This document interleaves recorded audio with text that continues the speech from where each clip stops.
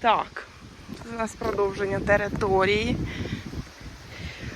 Лавочки, зелено, все, блін. Ну що так оце, скажи, все, чого люди не приїжджають, хоча б чисто почилить, підтримувати економіку.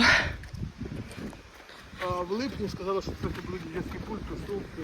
В липні? Ескортниці, да. Так уже ж ескортница. А что тебя интересует ескортница? Мне интересно. Я хочу тут, як ми будемо розстатися.